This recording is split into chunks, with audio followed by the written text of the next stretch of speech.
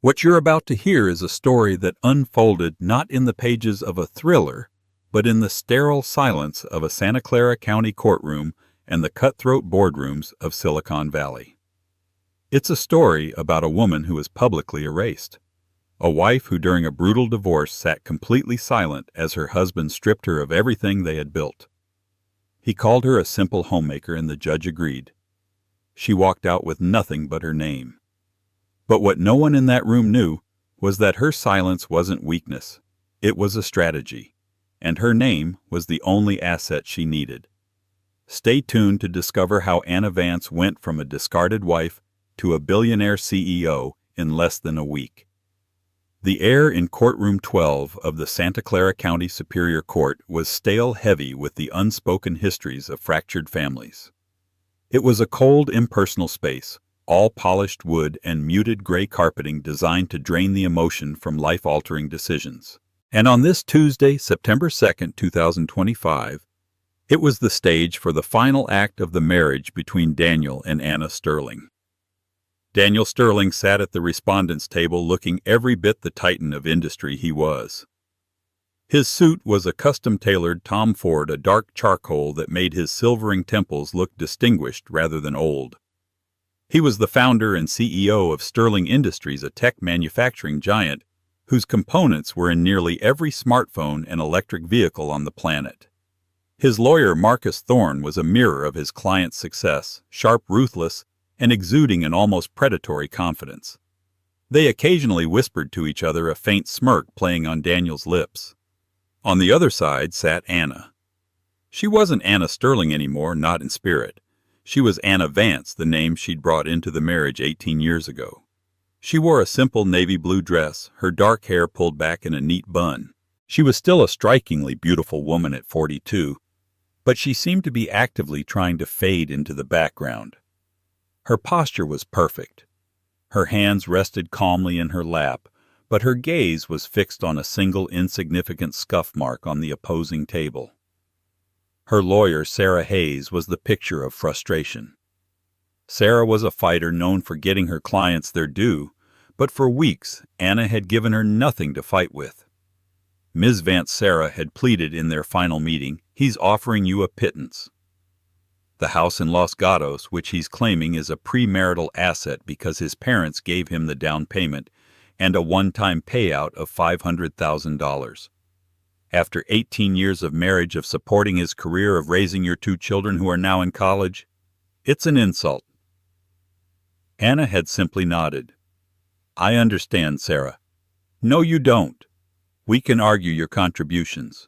The late nights you spent helping him draft business plans, the concepts you gave him. There's no paper trail for that." Anna had said, her voice soft but firm. They were conversations. Ideas on napkins. It's my word against his. Your word is worth something. But Anna had just shaken her head. "Not in this room. Let's just get it over with." Now in the courtroom that moment had arrived. Judge Miller, a woman with a reputation for no-nonsense efficiency, looked over her spectacles at the settlement agreement. "Mr. Thorne," the judge began, her voice echoing slightly in the quiet room, "walk me through the primary asset divisions." Marcus Thorne stood a shark, sensing blood. "Your Honor, it's quite straightforward. My client, Mr. Sterling, is the sole architect of Sterling Industries. The company was founded during the marriage, yes, but its valuation is a direct result of Mr. Sterling's singular genius and relentless effort. Mrs. Sterling, my apologies, Ms. Vance was a homemaker. A wonderful one, to be sure, who raised 2 excellent children. For her non-financial contributions, Mr. Sterling has graciously offered her the family home in Los Gatos, fully paid off, and a lump sum alimony payment of $500,000. He will also, of course, continue to cover all educational and living expenses for their children." Sarah Hayes stood her jaw tight. "Your Honor, we object to the characterization of my client's contributions as purely non-financial. Ms. Vance was an integral part of the genesis of Sterling Industries." Judge Miller looked at Anna. "Ms. Vance, Do you have anything to add to your counsel's statement? This was it. The moment for Anna to speak her truth, to fight for a share of the $4.8 billion empire she had helped build from the ground up. The room was silent. Sarah Hayes held her breath, giving her client a pleading look. Daniel watched a flicker of something. Was it anxiety in his eyes? Anna took a slow, deliberate breath. Her eyes moved from the scuff mark to the judge. For a heartbeat, the world seemed to hang in the balance. Then she spoke, her voice clear and devoid of emotion. No, Your Honor, I have nothing to add. A collective exhale seemed to ripple through the room. Sarah Hayes's shoulders slumped in defeat. Marcus Thorne's thin smile widened. Daniel Sterling relaxed back into his chair, the picture of magnanimous victory. He had won. He had erased her from his history, rewriting it to feature only himself. Judge Miller, seeing no contest, stamped the documents with a percussive thud. The court accepts the settlement agreement as presented. The marriage between Daniel Sterling and Anna Vance is hereby dissolved. We are adjourned. The gavel fell. It was over. Daniel stood, buttoning his jacket. He gave Anna a brief, pitying glance, as one might look at a stray animal, before turning to leave with his lawyer, already discussing a celebratory dinner at the French Laundry. He didn't offer to shake her hand. He didn't say goodbye. Sarah Hayes began packing her briefcase, her movements sharp with anger. Anna, I don't understand. You just let him walk away with billions. He just painted you as a glorified nanny, and you said nothing. Anna finally stood, her composure uncracked. She looked at her lawyer, and for the first time that day a glimmer of something other than resignation appeared in her eyes. It wasn't sadness. It was something sharper, clearer. It was focus. Sarah. She said, her voice still quiet but now laced with steel. I didn't need the money. I just needed my name back. She picked up her simple leather handbag, turned, and walked out of the courtroom. She didn't look back. She left behind the life of Mrs. Sterling, the sprawling mansion, the social galas, the shared history. She walked out into the bright California sunshine with $500,000 a house and her maiden name. To Daniel, to the lawyers, to the world, she was a woman who had been utterly defeated, a fool who had quietly accepted her own erasure. They were all wrong. This wasn't an ending. It was a countdown, and the clock had just started ticking. To understand Anna's silence in that courtroom, you have to go back 18 years to a cramped Palo Alto apartment that always smelled of coffee and solder. Daniel was brilliant, no one could deny that. He had a Ph.D. in electrical engineering from Stanford, and a relentless ambition that burned like a furnace. But Daniel was a sprinter, not a marathon runner. He had explosive ideas that would fizzle out, lacking the foundational structure to become viable. Anna, with her dual degrees in physics and economics from MIT, was the opposite. She was the architect. She saw the entire system, the framework, the market viability, the long-term potential. When they met, she was working at a venture capital firm, analyzing the very kind of tech startups Daniel dreamed of launching. She saw the raw, unrefined genius in him, and he was captivated by her sharp, organized mind. Their courtship was a whirlwind of whiteboards and late-night brainstorming sessions. Sterling Industries wasn't born in a garage, as the company lore claimed. It was born on 1,000 dinner napkins in their tiny apartment. Daniel would pace, throwing out wild concepts for semiconductor efficiency. Anna, curled up on their worn-out sofa, would listen patiently before taking a pen and sketching out the supply chain, the patent strategy, the 3-year financial model. The core breakthrough that became the foundation of Sterling Industries, a novel method for layering silicon wafers that drastically reduced heat and increased processing speed, was Anna's. She'd been inspired by an article on biomimicry on the layered structure of butterfly wings. One night she'd sketched the concept on a placemat while they waited for pizza. Look, she'd said, her eyes alight with discovery. What if we stop thinking about stacking them like pancakes and start thinking about layering them like scales, interlocking with microchannels for heat dissipation? Daniel had stared at the drawing. At first he'd dismissed it. Too complex. The manufacturing would be a nightmare, but Anna had already thought of that. Not with plasma etching. If we modify the existing Crawford method. She talked for an hour straight. Daniel listened, his initial skepticism melting away into a dawning realization. This wasn't just an idea, it was a revolution. He took the placemat, and the next day he started working on a prototype in the university lab. He never mentioned her name. When he filed the initial patent, the inventor listed was Daniel Sterling. "It's just cleaner this way, honey," he'd explained when she gently questioned it. "I'm the face of the tech. You're the business brain. We're a team. The paperwork is just a formality." Young and in love, she believed him. For the first decade, they were that team. Daniel was the charismatic frontman, the Steve Jobs figure who dazzled investors and the press. Anna was the unseen force, the Tim Cook of the operation, managing strategy, logistics, and finance from their home office. She drafted the proposals that secured their Series A funding from Sequoia Capital. She negotiated the contracts with their first major clients. She raised their 2 children, Michael and Chloe, while running a multi-million-dollar company's back end from a laptop at the Kit Hayes table. Her name wasn't on the letterhead. She had no official title. She took no salary, pouring everything back into the company. It was all the family's, Daniel always said. Our shared future. The shift was gradual, insidious. As the company grew into a billion-dollar behemoth, Daniel's public persona began to merge with his private one. He started to believe his own press. He was the singular genius. The ideas he'd once brainstormed with Anna became anecdotes of his own solitary inspiration. The napkin sketch became a story of a vision he had in a dream. He began to patronize her. "Honey, leave the business to me. You've got the kids and the house to worry about." He hired a massive executive team populating the C-suite with people who only knew Anna as the boss's wife. Her strategic input was no longer sought. It was tolerated, then ignored. The final brutal cut came 3 years before the divorce. Anna had been working for months on a new project codenamed Aethelgard. It was a radical leap forward, a new type of biodegradable self-repairing circuitry based on mycelial networks. It was her magnum opus, a project that would make Sterling Industries a leader not just in speed, but in sustainability. It was the future. She presented the completed proposal to Daniel in his vast minimalist home office, the same office where she was no longer welcome without an appointment. He skimmed the 80-page document, his expression unreadable.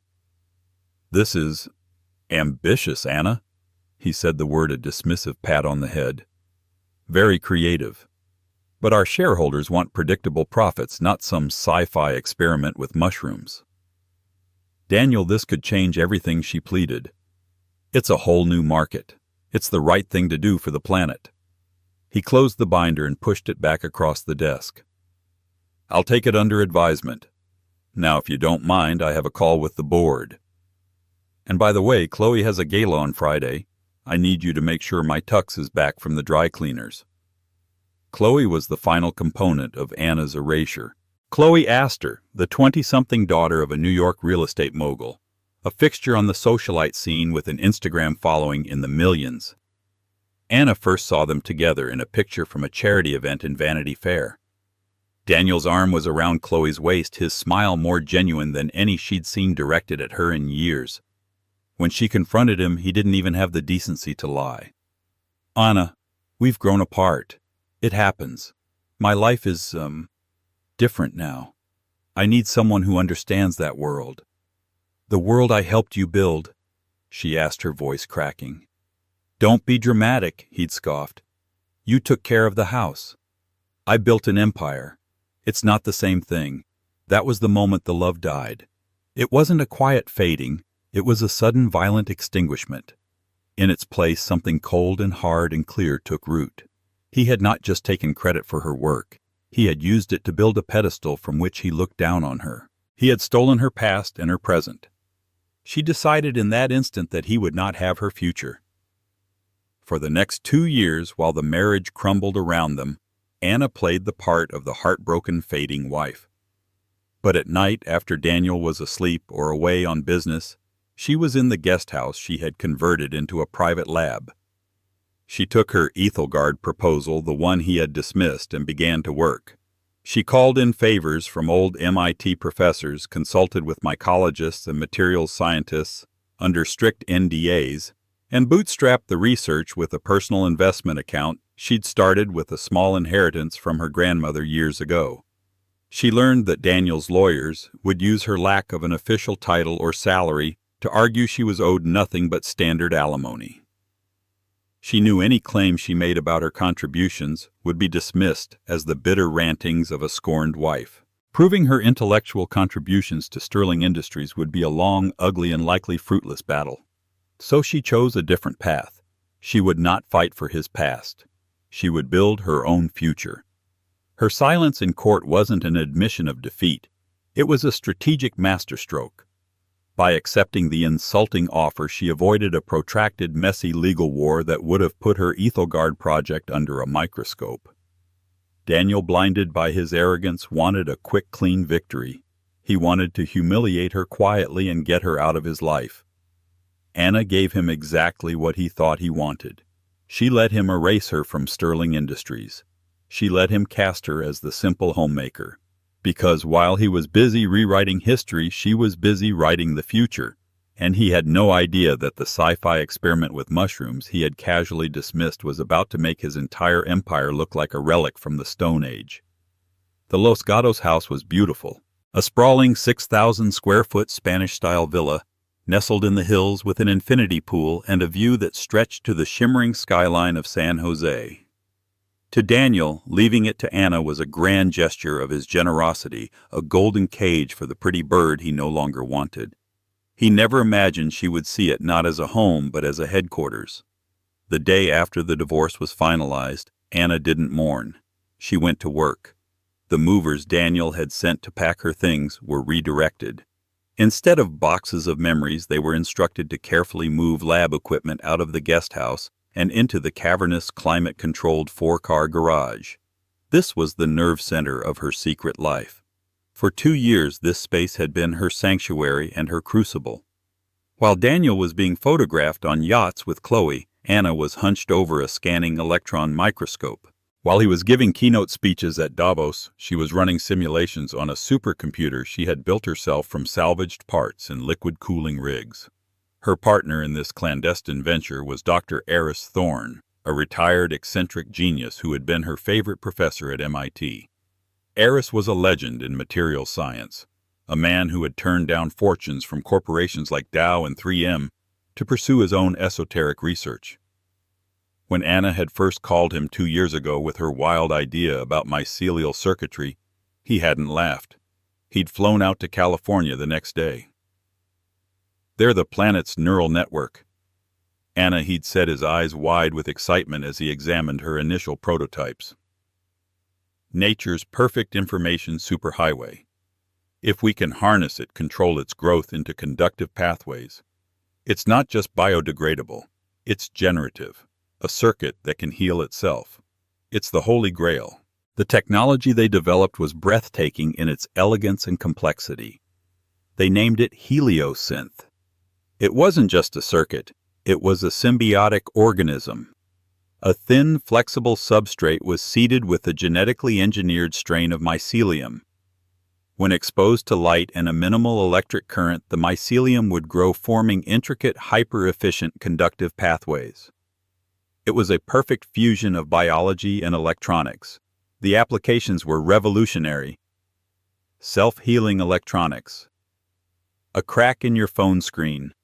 The mycelial network would simply regrow the connection in a matter of hours. E-waste elimination. When a device reached the end of its life, the substrate could be composted, leaving behind nothing but harmless organic matter. Unprecedented efficiency. The Heliosynth circuits ran cooler and processed data faster than anything Sterling Industries could produce, all while consuming a fraction of the power. It was a world-changing technology incubated in secret while the world watched Daniel Sterling preen on the cover of Forbes. Anna had financed it all with the $2 million she'd carefully guarded in her personal investment account. She'd liquidated every stock, every bond. By the time of the divorce, she was down to her last $50,000, a terrifying gamble that hinged on her silence in court. The $500,000 settlement wasn't a consolation prize.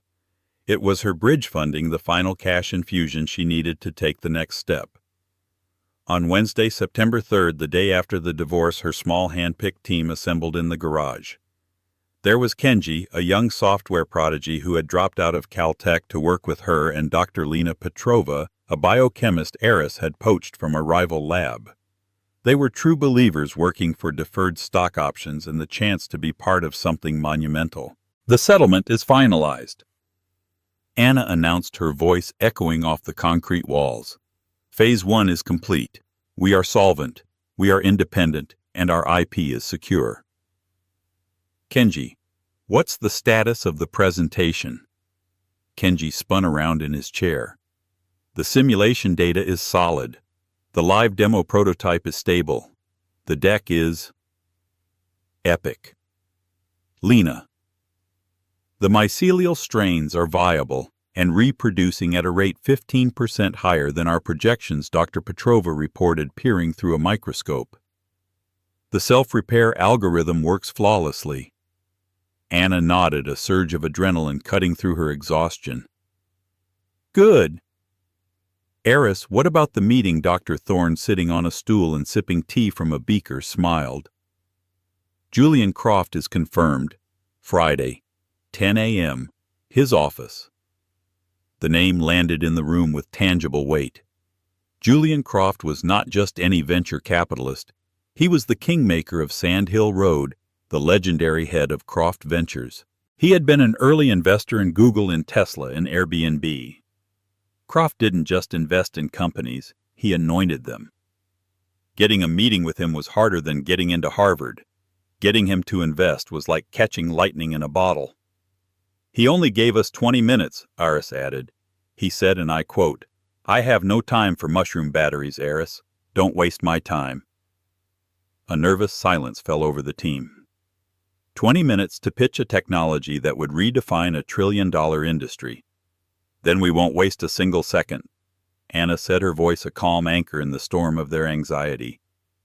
"For the next 48 hours we live and breathe this pitch. We will be perfect." The next 2 days were a blur of relentless preparation. Anna didn't just want to present data. She wanted to tell a story. She knew Daniel's world intimately. She knew the language of investors, the metrics they craved, the blend of hubris and vision they responded to.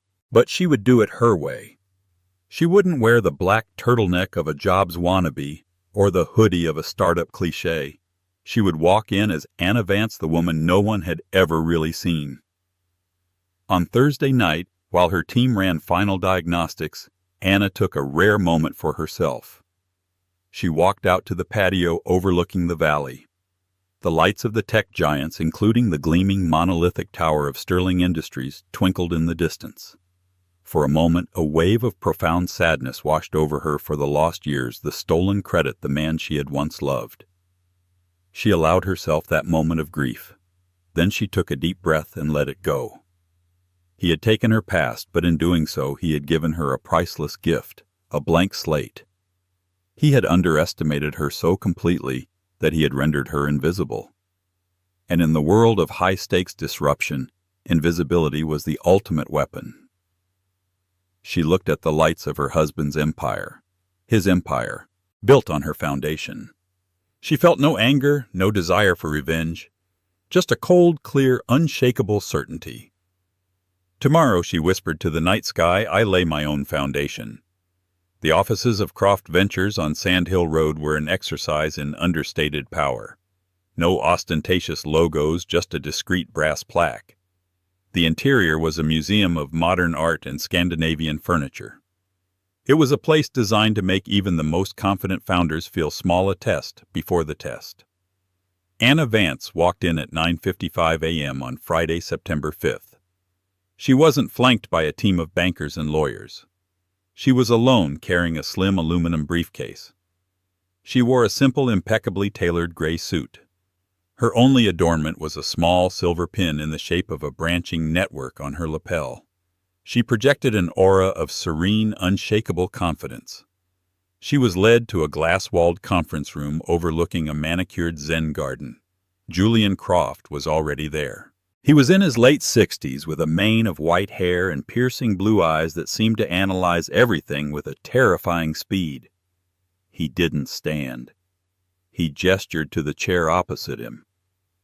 "Ms. Vance," he said, his voice a gravelly baritone.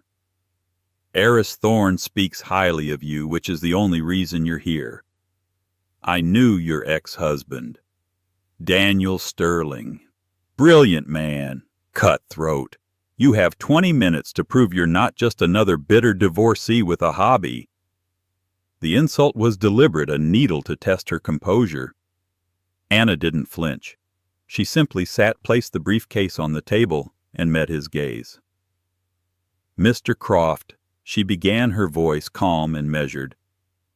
"In 18 years, Daniel and I had dinner together 6,570 times. At approximately 4,000 of those dinners we discussed the future of semiconductor technology. So with all due respect, this is not a hobby. This is my life's work." Croft raised an eyebrow, intrigued by her directness. "Your life's work was Sterling Industries. I read the divorce settlement. You received no equity. The court deemed your contributions non-material." "The court was given incomplete information," Anna replied smoothly. "But I'm not here to talk about the past. I'm here to talk about the future." She opened the briefcase. It didn't contain a laptop. Instead, she took out two objects. The first was a standard smartphone, a top-of-the-line model from a leading brand. The second was a sheet of a translucent, flexible material that looked like a piece of high-tech parchment. It shimmered faintly under the light.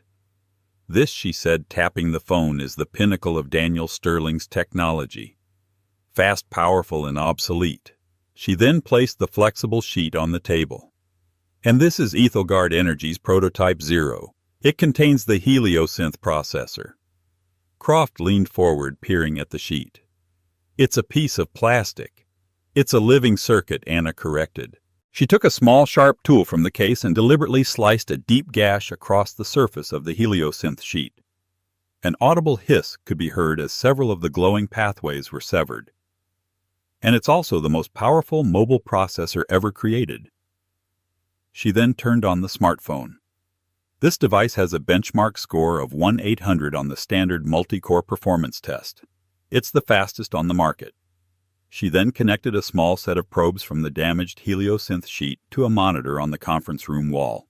She ran the same benchmark test. The numbers on the screen began to climb at a dizzying speed, far surpassing the phone's score. It finally settled at a staggering 4 to 500. Croft's eyes widened slightly. 3 times faster. From a damaged prototype. "That's not the most interesting part," Anna said. She directed his attention to a magnified view of the gash on the monitor. As they watched, tiny, thread-like filaments of light began to grow from the severed ends of the circuits. Slowly, meticulously, they branched out, seeking each other, and reconnected. The benchmark score, which had dipped slightly, ticked back up to its maximum. "My God," Croft breathed. "Self-repairing, in real time. The mycelial network reroutes and rebuilds the damaged pathways," Anna explained.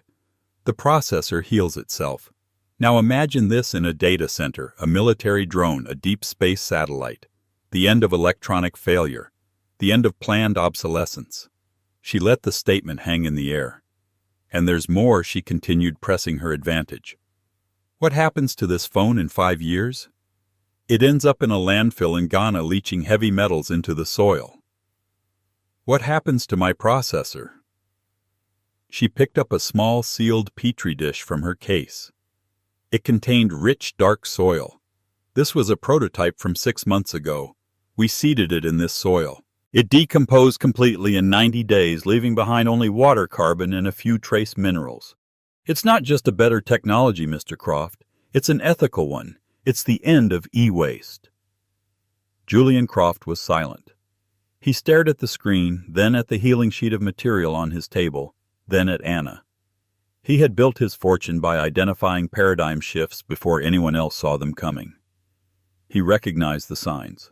The raw audacity, the elegant solution to an impossible problem, the massive untapped market. This wasn't just an improvement. This was an extinction-level event for the entire existing electronics industry. "Who's on your team?" he asked, his tone shifting from skeptical to serious. "Dr. Eris Thorne leads our materials science division," Anna said. "Dr. Lena Petrova is our chief biochemist. Kenji Tanaka is our head of software architecture. We have a team of 12, all under strict NDA, all with equity, and your manufacturing plan already designed. It's a biofabrication process, more like a brewery than a traditional foundry. It's cheaper, cleaner, and infinitely scalable. We can build a fab for 1/10 of what it costs Intel or Sterling to build one." She had an answer for everything: go-to-market strategy, patent fortifications, financial projections. She spoke for another 10 minutes, laying out not just an invention but a fully formed, battle-ready enterprise. When she finished, the 20 minutes were up. Croft leaned back in his chair, tapping a pen on the table. He looked at Anna, truly seeing her for the first time, not as Daniel Sterling's ex-wife, but as a force of nature in her own right. He saw the years of suppressed intellect, the meticulous planning, the unbreakable will. Daniel hadn't divorced a homemaker.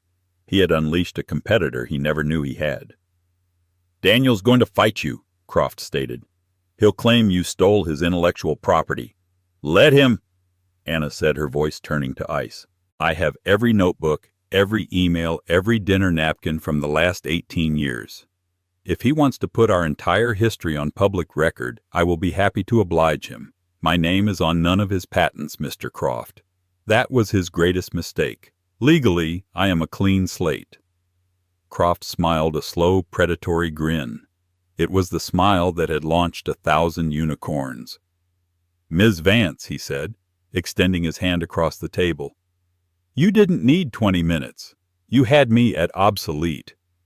He held her gaze. "Croft Ventures will lead your Series A. We'll need to discuss the valuation, of course, but I'm thinking something ambitious. How does a post-money valuation of $2 billion sound as a starting point?" Anna shook his hand. Her grip was firm. She didn't gasp or celebrate. She simply nodded, as if this outcome were the only one she had ever considered. "I believe," she said, a faint, confident smile gracing her lips. "That's a reasonable place to begin." She walked out of the office, leaving Julian Croft staring at the small, self-healing piece of the future on his conference table. The news wouldn't break for a few days after the lawyers had drawn up the term sheet. But the revolution had already begun. The news broke not like a ripple, but like a tsunami. On Tuesday, September 9th, exactly 1 week after the divorce, the Wall Street Journal dropped the bombshell with a headline that sent shockwaves from Silicon Valley to Wall Street. Mysterious startup Aethelgard Energy secures record-breaking $500 million Series A from Croft Ventures, valued at $2.5 billion. At the helm, Anna Vance, ex-wife of tech titan Daniel Sterling. The story was explosive.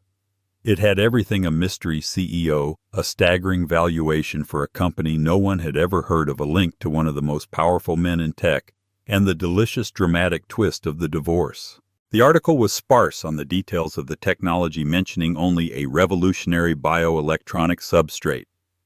But the involvement of Julian Croft was all the validation the market needed. Daniel Sterling was in a board meeting at his gleaming headquarters when his chief communications officer burst into the room, phone in hand, his face pale. "Daniel, you need to see this." Daniel, annoyed at the interruption, waved him away. "I'm busy, Mark." "Sir, it's about Anna." The name silenced the room. Daniel snatched the phone. He read the headline. Then he read it again. The color drained from his face. It had to be a mistake. A typo. Anna Aethelgard Energy. He vaguely remembered her babbling about some project with that name.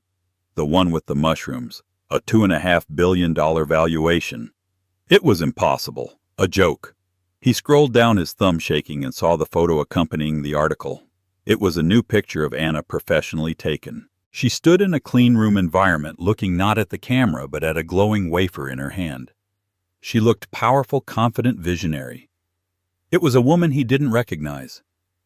"Get Julian Croft on the phone." Now he roared, slamming the phone down on the table. His assistant scrambled, but came back moments later looking terrified. "Mr. Croft is unavailable, sir. His office says he's in an all-day planning session with Ms. Vance." The name Ms. Vance was like a slap in the face. The fallout was immediate and catastrophic. The market, smelling blood, reacted instantly. Sterling Industries stock, which had opened strong, began to slide. Then it began to plummet. Why? Because the narrative was irresistible and damning. The story wasn't just that a new competitor had emerged. It was that Daniel Sterling, the supposed visionary, had had the future of technology living under his own roof and had been too arrogant to see it. He hadn't just lost a wife. He had lost the next generation of his own industry.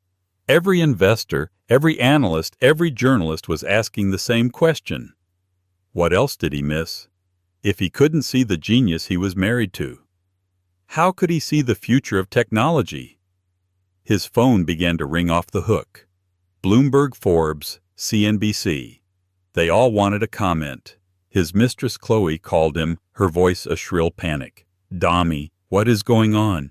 My father just called me. People are saying your ex-wife is the new Elon Musk, the woman who used to arrange your sock drawer." The comparison was salt in the wound. He hung up on her. Enraged and humiliated, Daniel did what he always did. He went on the attack. He instructed his PR team to release a statement. It was a masterclass in hubris and self-destruction. Sterling Industries is aware of the sensationalist reports regarding Ms. Anna Vance. While we wish her well in her new endeavors, we feel it is our duty to inform the public and our shareholders that Ms. Vance has no formal background in technology development or corporate management. Any concepts she may be pursuing were likely absorbed during her 18 years of marriage to our visionary founder, Mr. Sterling. We will be investigating the intellectual property portfolio of Aethelgard Energy to ensure no proprietary information from Sterling Industries has been misappropriated. It was a thinly veiled threat and a public accusation of theft. It was also the biggest mistake of his life. In the temporary offices of Aethelgard Energy, a leased space in Palo Alto they had secured that morning, Anna and her team watched the statement go live on a large monitor. Kenji whistled. "He's not just digging a hole. He's hiring an industrial excavation team." Eris Thorne chuckled. "The arrogance. It's pathological." Anna remained calm. She turned to Sarah Hayes, her divorce lawyer, whom she had immediately retained as Aethelgard's corporate counsel. "Sarah, your thoughts?" Sarah, who was still reeling from the week's events, now looked at Anna with something approaching awe. "He's handed us a gift. He has publicly accused you of IP theft. That opens the door for us to respond with evidence to the contrary. He's just given you the public platform he denied you in court." Anna nodded. "My thoughts exactly. Prepare a press release. No emotion, no insults. Just the facts. State that Aethelgard's technology is entirely novel, developed independently, and that all patents were filed under my name, Anna Vance, after my legal separation. Add that we are confident in our legal position and look forward to focusing on bringing our transformative technology to market." It was a calm, professional, devastatingly effective response. It painted Daniel as a bully, a corporate giant trying to crush a smaller innovator, an innovator who just happened to be his ex-wife, whom he had publicly belittled. The narrative flipped. Anna became David, and Daniel was a very loud, very clumsy Goliath. That afternoon, Sterling Industries stock closed down 28%. Nearly $1.4 billion in market capitalization had been wiped out in a single day. The headlines were brutal. Sterling shock. Did Daniel Sterling divorce the golden goose? Daniel, locked in his office, was in a full-blown meltdown.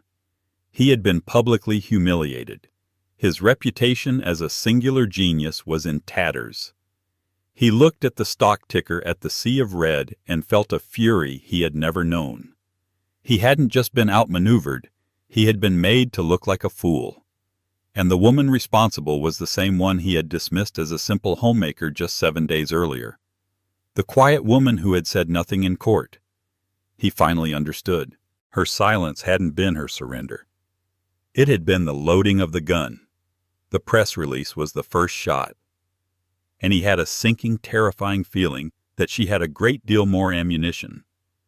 Daniel Sterling was a man who believed that any problem could be solved with overwhelming force. His response to the Aethelgard crisis was to unleash the full terrifying power of his legal team. He filed a massive lawsuit against Anna Vance and Aethelgard Energy, seeking a temporary injunction to halt their operations and claiming damages of $5 billion, the entire valuation of his company, and then some. The lawsuit's central claim was that the Heliosynth technology was a direct derivative of research codenamed Project Chimera at Sterling Industries. It was a project Daniel had barely glanced at years ago, but his lawyers digging through the archives found it was the closest analog they had a failed attempt at creating organic circuitry.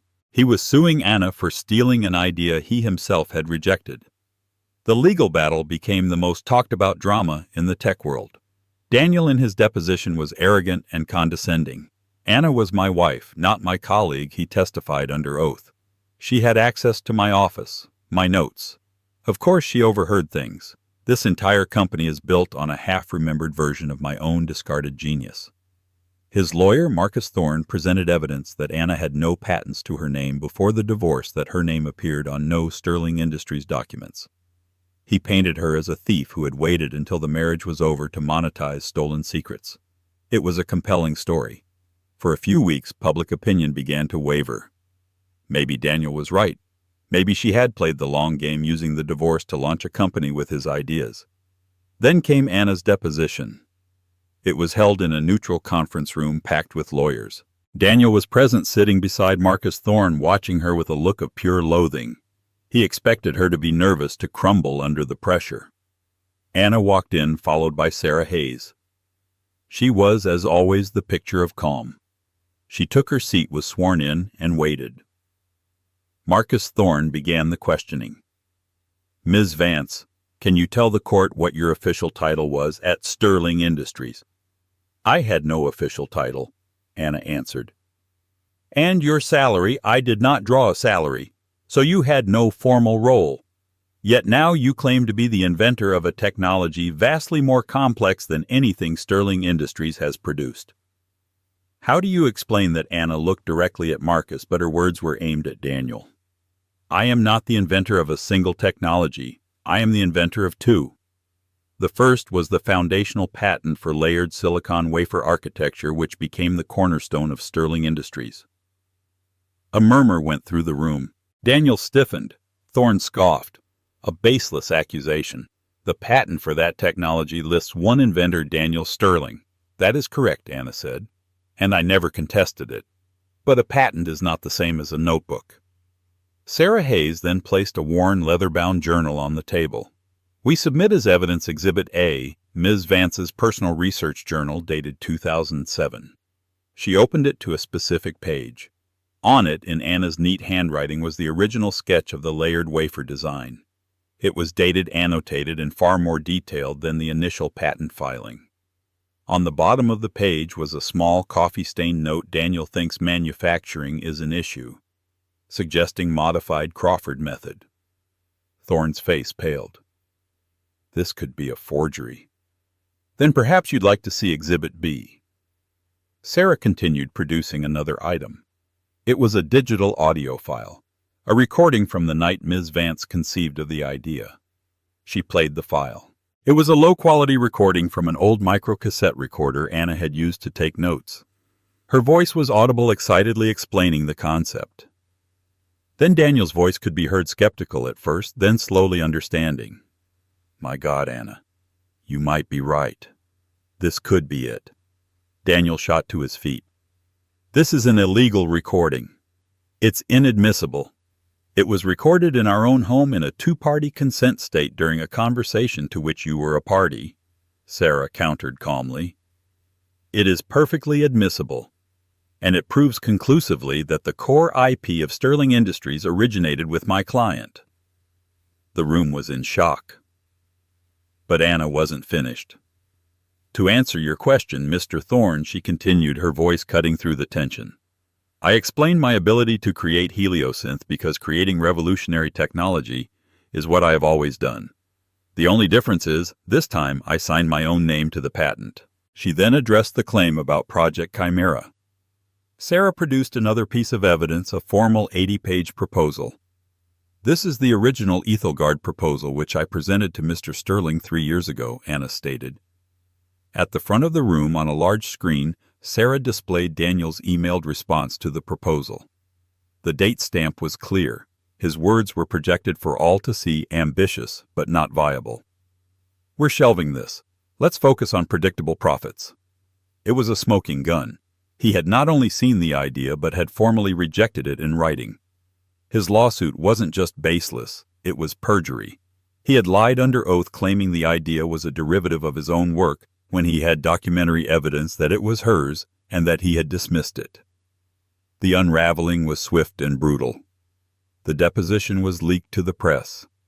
The story was a Hollywood screenwriter's dream. The quiet wife hadn't just been the secret genius. She had the receipts to prove it. The narrative of Daniel as a wronged husband evaporated, replaced by the image of a perjuring thief who had built his empire on his wife's intellect and then tried to sue her when she finally claimed her own genius. The board of Sterling Industries convened an emergency meeting.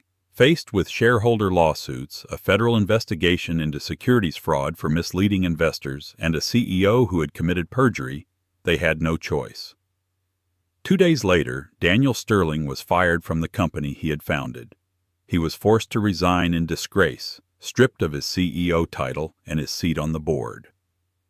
The news hit the wire, and what was left of Sterling's stock value evaporated. The lawsuit against Aethelgard was dropped. Daniel, facing his own legal battles and public ruin, was a broken man. His mistress, Chloe, seeing her ticket to power and prestige go up in flames, left him within the week. He was forced to sell his mansions, his art collection, his private jet, just to pay his lawyers. He had started the week as a king convinced of his invincibility. He ended it as a pariah, a cautionary tale whispered on Wall Street. He had lost his company, his fortune, and his legacy. He hadn't just been defeated, he had been erased. And the architect of his downfall had done it without raising her voice, driven not by revenge, but by the quiet, unstoppable force of truth. 1 year later, in the autumn of 2026, Anna Vance stood on a different kind of stage. It wasn't a courtroom or a boardroom, but the main stage of the TED conference in Vancouver.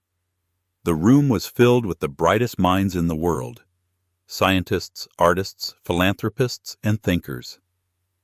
A massive screen behind her displayed the intricate glowing pathways of a Heliosynth circuit, looking like a captured galaxy. Anna was no longer the invisible woman. She was the most famous CEO in the world. Aethelgard Energy, now valued at over $50 billion, after a wildly successful public offering, was a global phenomenon. Their technology was already being integrated into everything from medical devices to the next generation of electric vehicles. They had broken ground on 3 massive biofabs across the United States, creating thousands of jobs and pioneering a new model of sustainable manufacturing. She had become an icon, but not in the way of the tech bros who had preceded her. She wasn't known for volatile tweets or grandiose promises of colonizing Mars. She was known for her quiet competence, her fierce intellect, and her unwavering ethical compass. She spoke about conscious capitalism and the responsibility of technology to solve problems, not just create profits. "For decades we have operated under a false premise," she said to the captivated audience, her voice resonating with calm authority. "We believed that progress had to come at the cost of our planet, that innovation required exploitation, that a product's end of life was someone else's problem. We have been building our future on a foundation of disposable, toxic debt. Today we offer a different path." She spoke of a future where electronics were grown, not just manufactured, a future without e-waste, a future where technology worked in harmony with nature, not against it. It was a message of hope, backed by a proven revolutionary technology. When she finished, the standing ovation was thunderous and sustained. After the talk, as she walked through the bustling reception, she was approached by a young woman, a student from Stanford. Ms. Vance, the student said, her eyes shining with admiration. "I just wanted to say thank you. I was going to drop out of my engineering program. I was the only woman in most of my classes, and I didn't see a place for myself. Then I read your story. You made me believe my voice mattered." Anna smiled a genuine warm smile. This was the true measure of her success. Not the stock price, not the magazine covers, but this.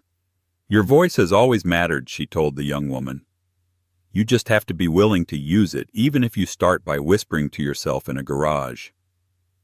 She never spoke publicly about Daniel. She didn't have to. The world had rendered its own verdict. His name had become synonymous with hubris and failure.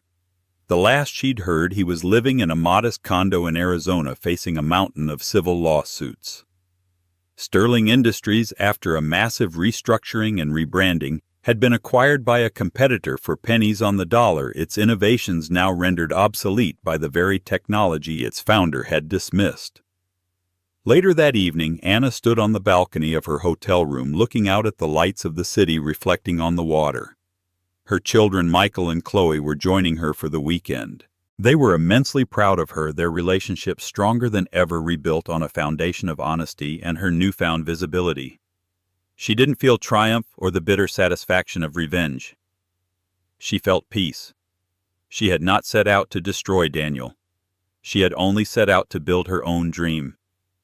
His destruction was a consequence of his own actions, his inability to see beyond his own reflection. Her phone buzzed. It was a text from Julian Croft. It was a link to a news article. Aethelgard Energy had just been awarded a multi-billion-dollar contract to build the processing cores for NASA's new deep space exploration program.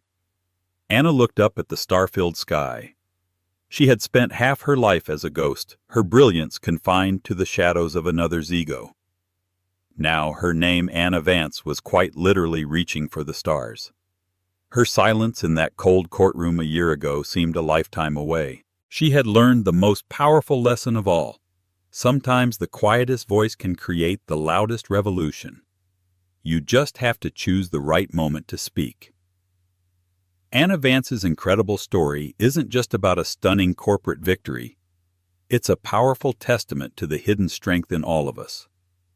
It shows that being underestimated can be your greatest weapon, and that true power isn't about being the loudest person in the room, but about having the patience and brilliance to make your move when it counts the most. Her journey from a silent ex-wife to a global innovator reminds us that our value is never determined by someone else's opinion or a legal document, but by our own vision and resilience. What did you find most inspiring or shocking about Anna's story? Let us know in the comments below. We read every single one. If this story resonated with you, please hit that like button, share it with someone who needs to hear it, and make sure you subscribe to our channel for more true stories of incredible triumphs. Click the notification bell so you never miss an update. Thanks for listening.